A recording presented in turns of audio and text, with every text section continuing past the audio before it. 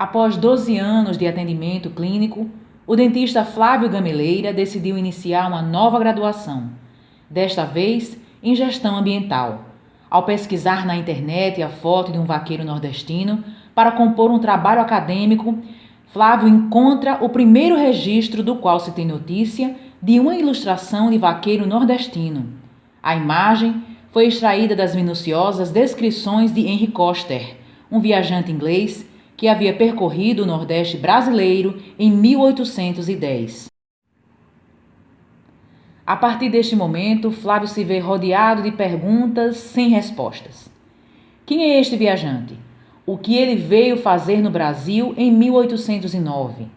O que ele viu no Rio Grande do Norte? Flávio decide se aprofundar no assunto e compra em um sebo virtual o livro do inglês Henry Coster, traduzido por Luiz da Câmara Cascudo. Opa! Obrigado! Valeu!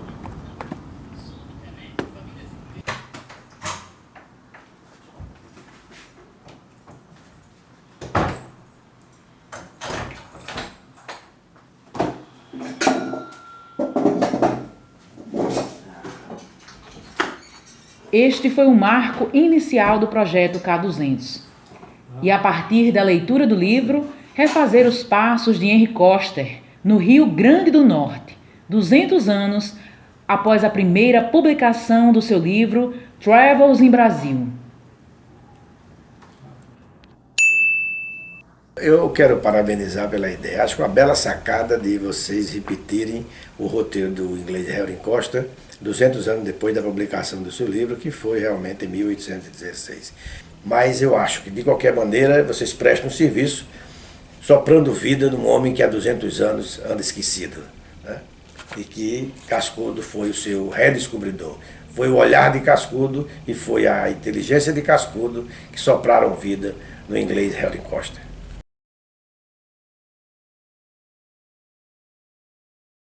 Aqui começa a primeira parte prática do projeto K200, né? Uma visita ao primeiro ponto que o Henry Coster visitou aqui no Rio Grande do Norte, efetivamente, que foi aqui, onde um dia houve o engenho Cunhaú. Essa região, do ponto de vista ambiental, outrora era um grande centro de produção de cana-de-açúcar, da monocultura da cana-de-açúcar. Em um momento posterior, por exemplo, já quando o Coster passou aqui, havia muito destaque para a criação de gado, né? E essa monocultura da cana, mas a devastação da mata para a criação de gado fez com que a Mata Atlântica, que dominava essa região, fosse bastante reduzida, bastante devastada. É isso? Entretanto, ainda existem alguns remanescentes de mata nativa na região, como a gente pode ver, e por isso foi instituída uma área de proteção ambiental aqui próxima. Essa área de proteção ambiental é chamada de Piquiriúna. Com relação ao solo da região, como Coster falou, é um solo arenoso, mas entretanto, como vocês podem ver, a vegetação é verde o ano todo. Trata-se de um vale, né? Ele até elogia aqui, e mais à frente, Nísia Floresta, ele elogia, porque era um período de seca, e ele vê a fartura nesses vales aqui. Ele foi brindado com muitas visões bonitas sobre o meio ambiente dessa região.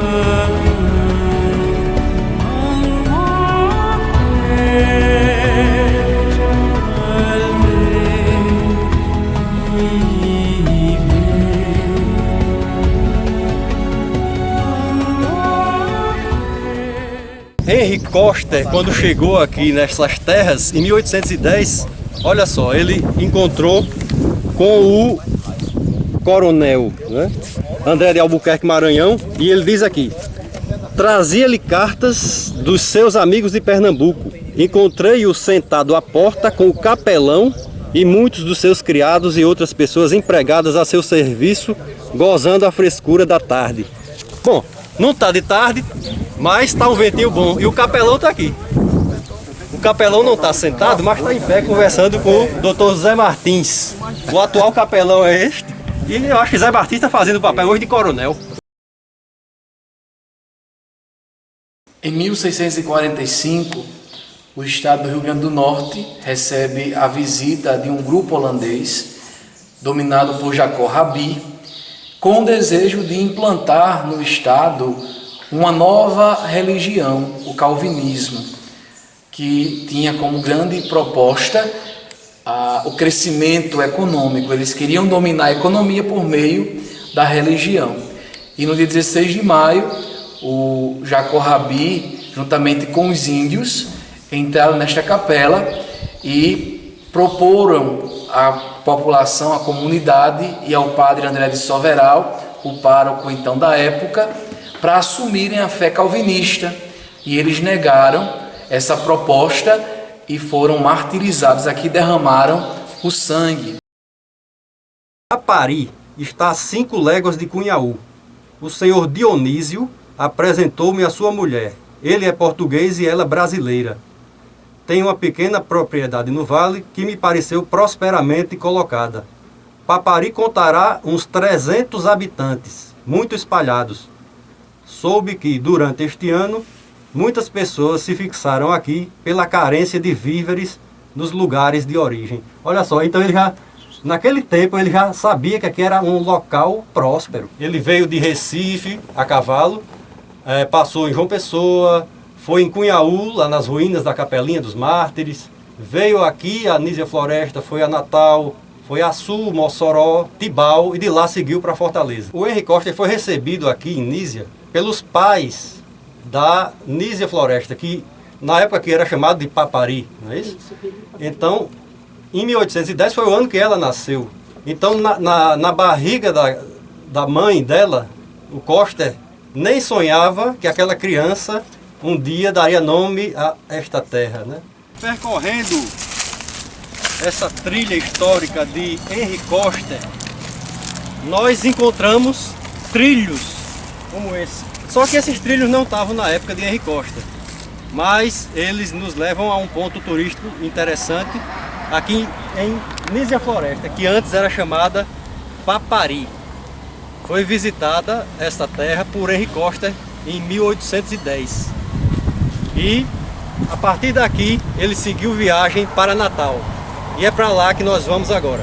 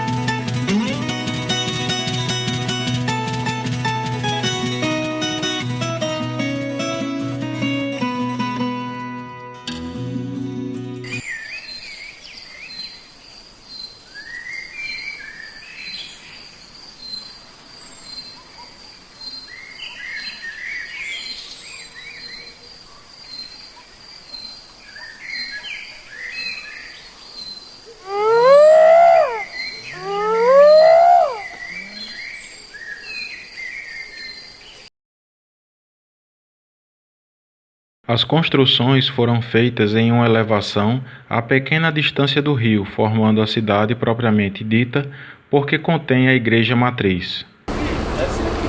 Vamos ver se ele nos recebe.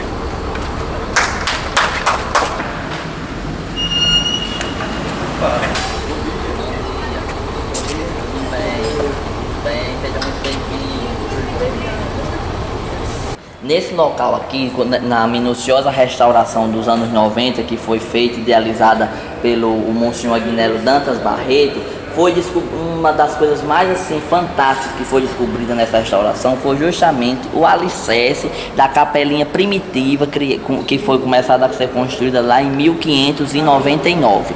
Era uma capelinha de barro socado, né? Era natural que quando uma cidade fosse começando a se consolidar, ela tinha que se criar em torno de uma igreja. Então já existia a Fortaleza dos Reis Magos e teria que começar a ser construída uma igreja. A igreja, quando foi construída, então, não foi neste tamanho que se tem hoje. Ela era uma capelinha pequena. Então, o que se teria de mais original daquela capelinha é justamente o alicerce, e para podermos ter um entendimento de como seria aproximadamente o tamanho dela, que seria este alicerce que fica em torno de todo o altar-mor. Então, aqui nessa região, segundo os historiadores, as pessoas idealizadoras daquela pesquisa, se subentende que era onde foi construída a capelinha de 1599. Então, Flávio Guedes, que é sacristão aqui da matriz de Nossa Senhora da Apresentação, ele vai fazer algumas explanações sobre como e por que existe aqui o túmulo de André de Albuquerque Maranhão, que foi aquele mesmo que recebeu o Henry Coster lá no Punhaú, no Engenho Punhaú, em 1810. Como foi mais ou menos a história disso e como os restos mortais do André de Albuquerque vieram parar aqui na matriz? Bem, naquele então, quando alguém era considerado traidor da coroa ou tinha ideais revolucionários, tinha que ter uma morte exemplar de que de certa maneira inibisse as pessoas de também se posicionar contra o sistema. Então André de Albuquerque Maranhão foi morto lá no Forte dos Reis Magos. Teve uma morte bastante cruel, ainda chegaram, parece que tirar um dedo dele, alguma coisa dessa natureza.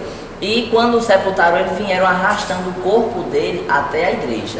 Porque além de ter a morte, também teria que o corpo dele ser tratado de uma maneira que também as pessoas tivessem bastante medo mesmo daquele sofrimento corporal que a pessoa estava tendo. Como ainda não tinha tido a proclamação da República, ainda não existia cemitérios, era mais do que natural as pessoas serem sepultadas na igreja, respeitando também uma determinada hierarquia. Pessoas pobres e negros lá perto da igreja do Rosário, ou dentro ou fora da igreja. Pessoas ricas de condição financeira dentro da igreja, e quem mais tinha condição financeira mais próxima do altar-mor. Dessa forma, assim sepultaram ele aqui nessa lateral da igreja, que fica próxima à capela do Santíssimo. Entretanto, como era uma pessoa que tinha sido considerado traidor, era uma morte, ele tinha que ser uma coisa muito reservada para poder sepultar ele. Então fizeram o sepultamento dele, arrumaram o túmulo e não deixou nenhuma descrição, não se colocou nenhuma lápide, uma placa ou coisa desta natureza. Quando foi nos anos 90, a igreja passou pelo minucioso processo de restauração. E dentro dos objetivos dessa restauração, um deles era realmente se descobrir onde é que André de Albuquerque Maranhão tinha sido sepultado. Quando começou as escavações, se encontrou uma caveira, ainda com grilhões, com aquelas como se fosse umas correntes, né, que ia aprisionando a caveira.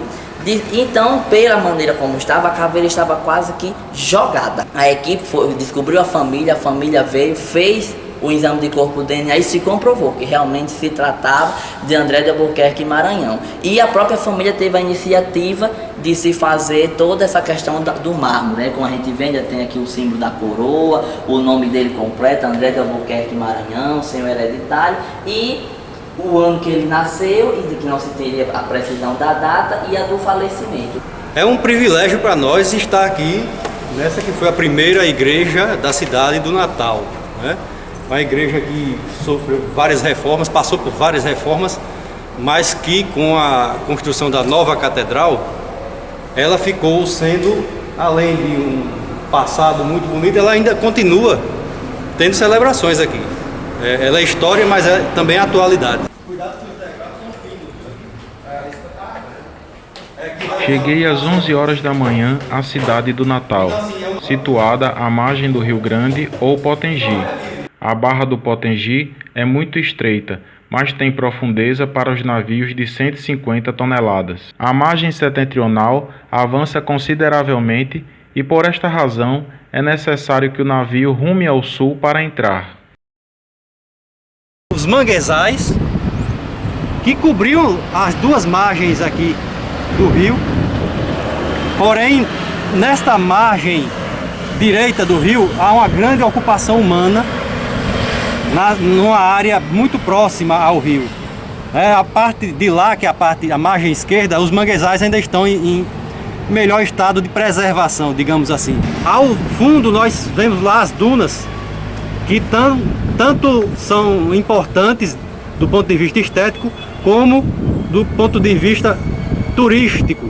Nesse outro lado temos aqui uma das 3 igrejas relatadas por Henry Coster aqui em Natal. Ele disse lá no livro que as igrejas são 3, no caso, a matriz, esta aqui ao fundo, que é a igreja do Galo, e a igreja do Rosário dos Pretos, que é uma igreja onde os escravos e pessoas de menor poder aquisitivo eram enterrados no seu entorno, diferente da matriz, onde estava reservada as covas, os túmulos para as pessoas de maior poder aquisitivo. Terminada essa parte aqui na igreja matriz, nós vamos descer ao Instituto Ludovicus, que fica hoje na casa onde morou Luiz da Câmara Cascudo. Por que nós vamos lá? Porque quem traduziu para o português a obra original do Henry Coster foi Luiz da Câmara Cascudo.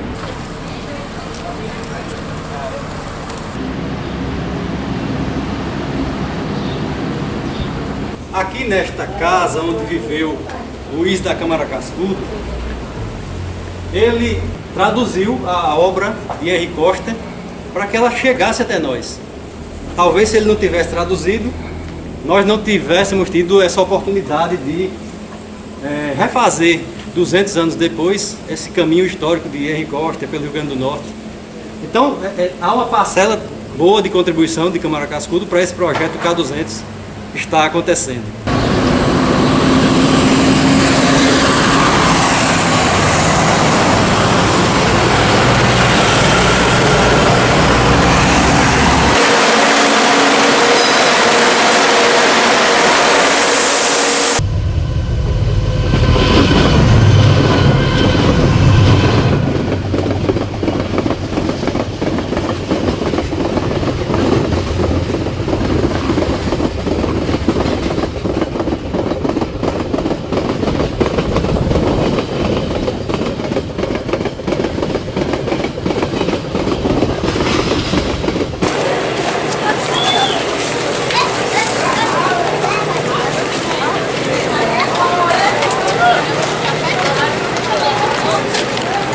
No livro Viagens ao Nordeste do Brasil, as descrições de Coster sobre Ceará Mirim são pequenas, né? Ele praticamente fala poucas frases sobre a passagem dele por aqui.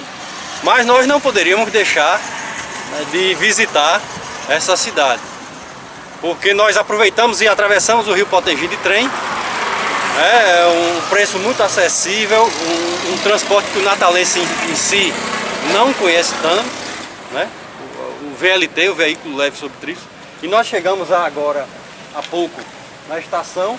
Estamos aqui em Ceará Mirim para depois dar prosseguimento à nossa viagem, que será num caminho mais longo até Açu, até Mossoró, finalizando lá em Tibau.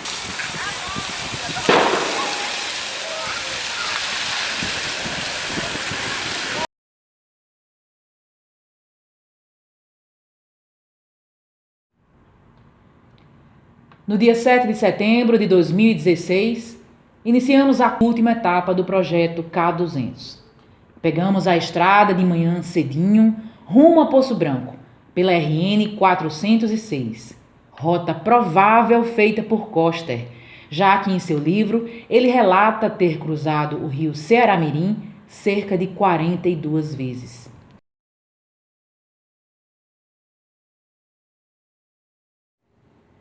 No caminho feito pelo inglês, a falta d'água era constante. Em vários pontos do livro, ele relata esta escassez. A pouca água encontrada era salobra ou imprópria para o consumo humano.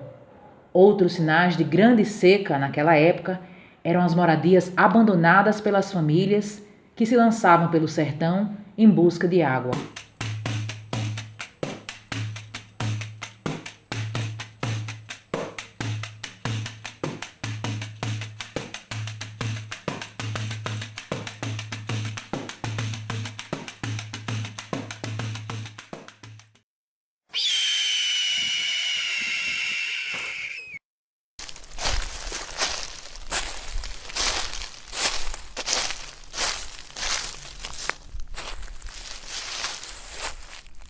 O clarão das fogueiras iluminava uns e outros os semblantes dos homens, e somente neste momento eu descobria sua cor e, logicamente, a que classe social pertenceriam. Podia estar na companhia de escravos ou de brancos, porque ambos se haviam acomodado de maneira idêntica. O rapaz e o cão ficaram com ele.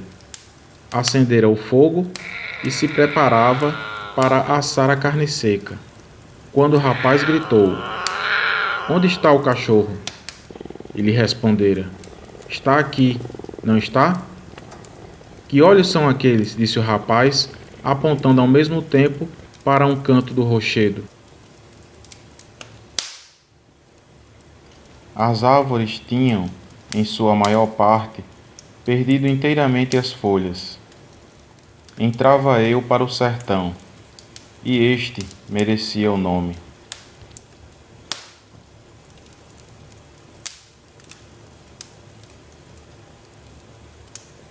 O vento que sopra entre 11 e meia-noite obrigou-nos a procurar um refúgio. É um vento, às vezes áspero, mas seco e saudável.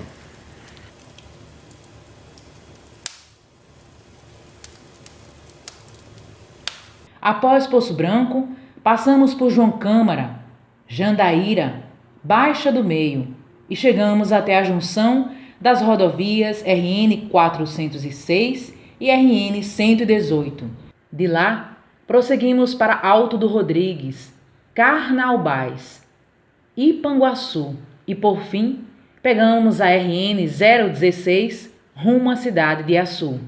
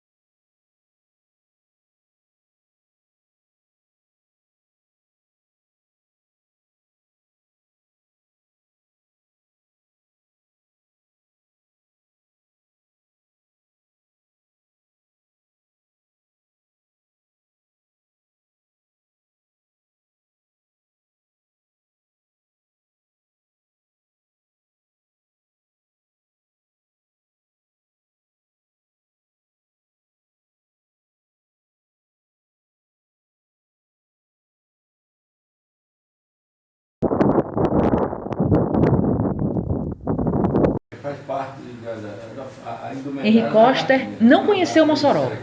Nos escritos, constam que foi exigido um passaporte para a entrada do viajante na cidade. Já a nossa equipe foi recepcionada pelo cordelista Antônio Francisco, que proseou sobre a cultura local.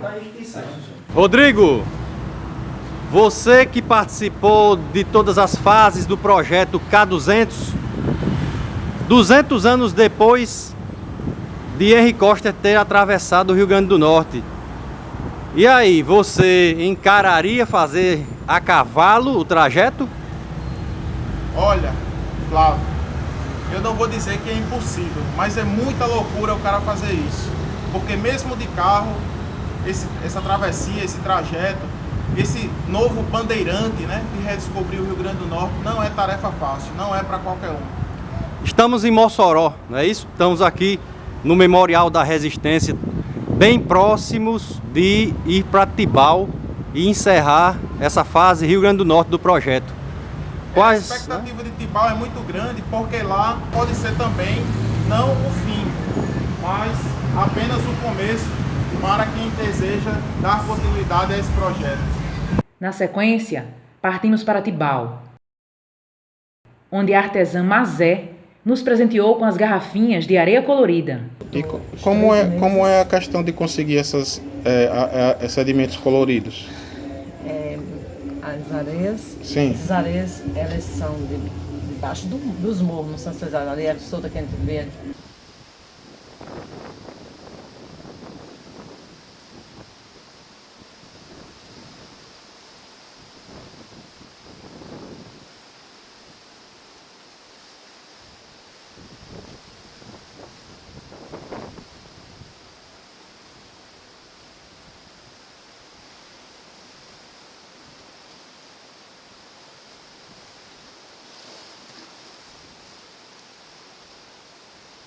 Mesmo refazendo o caminho de carro e no veículo leve sob trilhos, encontramos dificuldades.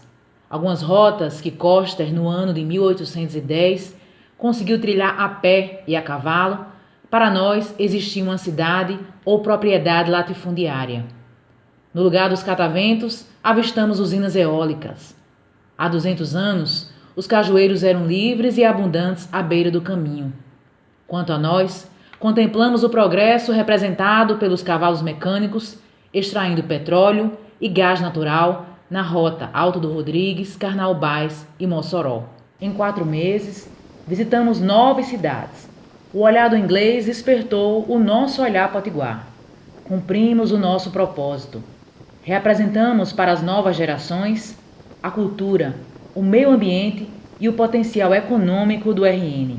Um estado para o potiguar ver e para o inglês ver.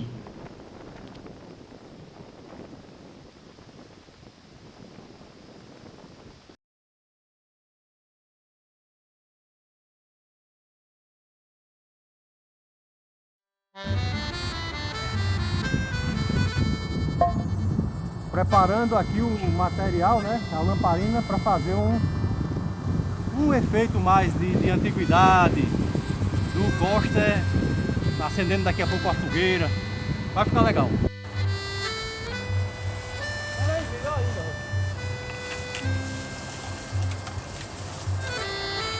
Cheiro de cocô de gato mesmo. Não, você não entendeu não. Olha pra onde eu tô olhando, Não, é Flávio. porque eu tô filmando antes, pra você cortar. Já tá filmando. Então faça o que eu tô dizendo. Já tá gravando, tá da cintura pra cima.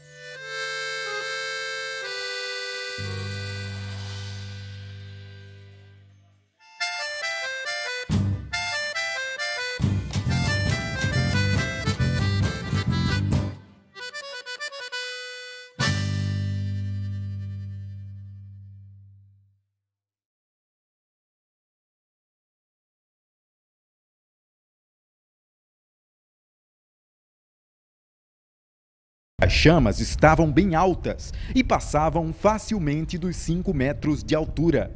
No meio da fumaça, essa ave tentava fugir. O Corpo de Bombeiros foi chamado para atuar no combate ao incêndio. Várias espécies de plantas foram tragadas pelas labaredas. Essa é a área de proteção ambiental Piquiriúna, no território da cidade de Espírito Santo, no leste potiguar. A vegetação queimada faz parte dos últimos resquícios de Mata Atlântica no estado. A região ainda tem 4 nascentes de água, que abastecem rios e a população de cidades vizinhas. Em meio à tragédia, um alento. O fogo chegou bem perto da árvore mais alta da reserva. Contudo, a gameleira centenária não foi atingida.